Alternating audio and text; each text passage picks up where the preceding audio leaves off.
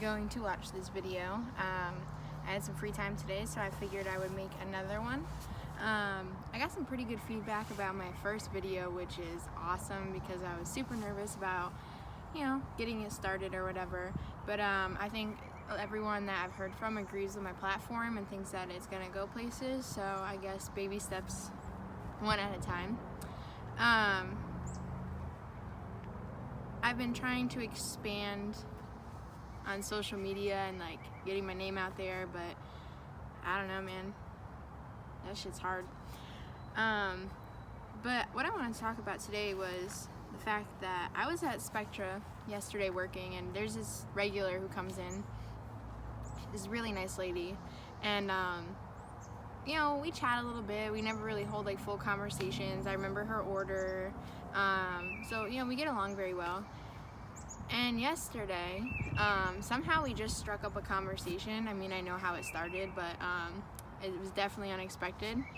I told her I was on vacation, and she asked where I went. I didn't really go on vacation. I was 20 minutes away from my house, but someone had come here, so it kind of was like a mini vacation.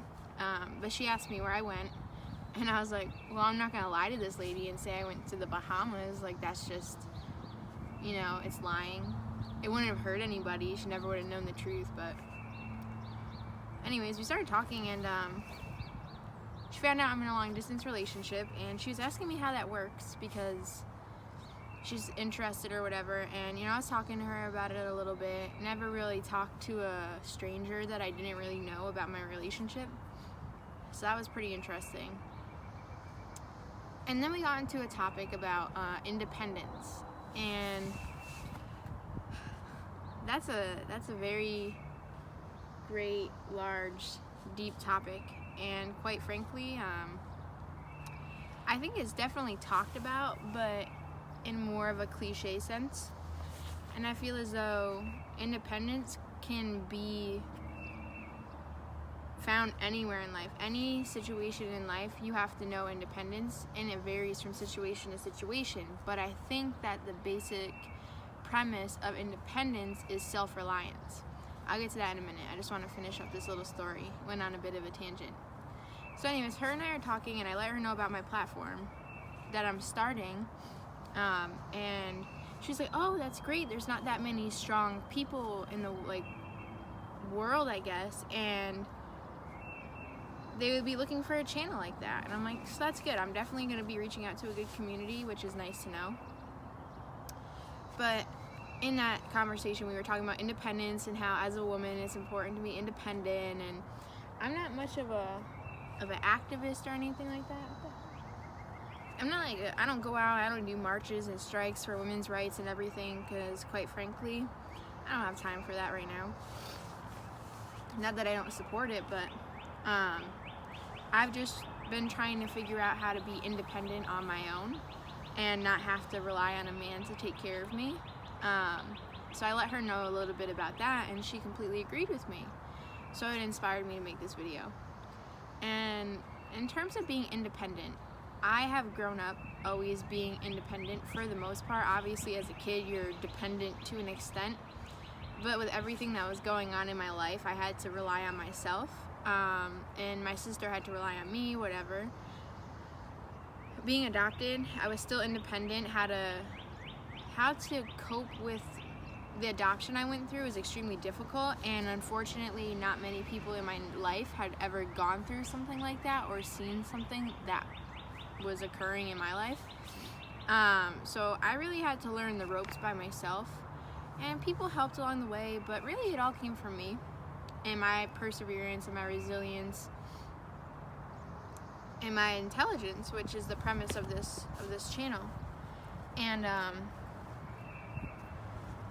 I've grown up seeing people, not even just family members, but friends, basically everyone, a lot of people I know, who are dependent in their relationship, whether it be with a significant other, a mother, a father, a relative, a friend, who are just so dependent that the second that support tries to pull away, they don't know what to do because they've never had to be independent in whatever situation is going on at that point in time. And when you go from being a dependent person to all of a sudden like having no support and you have to be dependent on just yourself now, I mean, how do you do that if you don't have the skills or the practice or the experience to be independent? Quite frankly, you don't know what you don't know, so it's a little hard to be independent if you don't know how to be. It's not funny, but I was just thinking of something in the sense that I was dependent on somebody, not necessarily because I wanted to be, but because I had to be, and it was more of a subconscious dependency. When I got kicked out of my house, my ex took me into his house, his family let me stay with them, and I never really thought about it, but it was an extremely abusive relationship emotionally and very few times physically, and I always told myself I would never let a man physically abuse me, but I fought back, so I'm like, I'm just gonna let it slide, because I guess subconsciously I knew that I needed a place to stay, and if I were to do anything to contradict my situation, I might end up homeless, and I didn't know what I would do at that point, so I thought my only option was to just let these things happen, but I was aware that they weren't okay, so it was kind of different for me because I knew it wasn't okay, and I was just hanging on as long as I could, whereas some people, they know it's not okay, but they don't think that there's anything better, or that they will find anything better, or that they'll get treated better. And I personally don't know what it's like to deal with that, but maybe because my situation is a little bit different and I was more aware that I could get out, it was just how do I get out? Any skills that I learned might be able to help. But being in that relationship was just horrible, and it just brought out a side of me I didn't like. Whatever, I'm not going to shame that person, it's not my business to do that. But I think the biggest thing I learned was, while I was dependent on him subconsciously for the supports that his family was were providing, and I wasn't taking advantage of it in a negative way, like I really did like those people, but I was still independent in the sense that I wanted to make my own money. I wanted to do well in school. I didn't want a man to tell me that I couldn't go to school, or I couldn't go to school on these days because they didn't want me to go to school, or like having my, like I had all these ideas of independence that I grew up with. And so once I was able to get out of that relationship, it was like starting back at square one, because now I didn't have a place to go. We had an apartment together, so someone nicely took me in.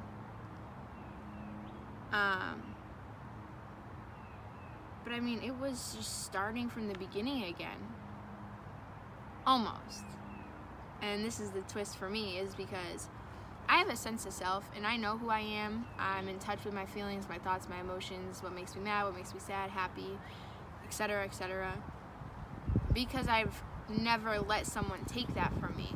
I've never let somebody walk into my life and say, this isn't who you are, this is who you are now, and try to change me as a person, because I know that's not okay, and I like being who I am. I like the things that make me good and the things that make me difficult to deal with at times. Like, I accept it all. And so for me, I'm so proud that I never let anyone take that from me, because if someone takes your identity from you and your sense of self and your ideas and your hobbies and the things you like to do and the things that make you happy and the things that make you sad, well, now who are you? Like, you spent your whole life getting to this point where you've learned little bits about yourself, step by step by step by step, to all of a sudden someone takes it from you and it's like, well, now who am I? And I could never imagine being like 40 years old and having that happen to me. And it's like, you've lived 40 years and now all of a sudden you have to reestablish yourself as a person in society. And that, I'll get into that another time, but that just seems extremely difficult. So my biggest piece of advice is never lose your sense of self. Never let somebody tell you that you can or can't be a certain way. And if you're stuck in an environment that you can't really get out of at that point in time, you can be quiet about it, but at least acknowledge to yourself that you know who you are and you have these goals, and you don't have to let whoever is keeping you in that environment know what your plans are. You are the only one that needs to know that. So never ever stop telling yourself that this is who I am, these are my goals, this is what I like, this is what I don't like, this is what makes me tick, happy, sad, angry, whatever.